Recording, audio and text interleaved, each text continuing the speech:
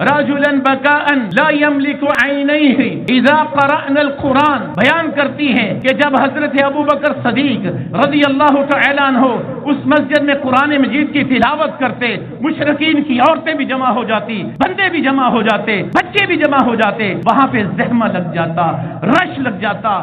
مسلمانوں کی بات نہیں، مشرکین کی خواتین ہیں، مشرکین کے بچے بچیاں ہیں، ان کے مرد و زن ہیں، قرآن کو سننا شروع کر دیتے۔ وہ صحابی حضرت ابوبکر صدیق کی قرآن مجید کی تلاوت کرنا مشرکین مکہ کے لیے عذاب بن گیا تھا ان کی نگاہوں میں۔ ان کے وڈیرے، ان کے بڑے آزمائش کے اندر مبتلا ہو جاتے تھے کہ کیسے ہم ان کو کنٹرول کریں، بیویوں کو، بچوں کو، بڑوں کو۔ اور کہتی ہیں کہ حضرت ابوبکر رضی اللہ تعالی عنہ ایسے نرم دل ہمارے ابا جان تھے، انسان تھے کہ جب قرآن پڑھتے تو ان سے رہا نہ جاتا، رونا شروع کر دیتے۔ آج جہالت کا عالم یہ ہے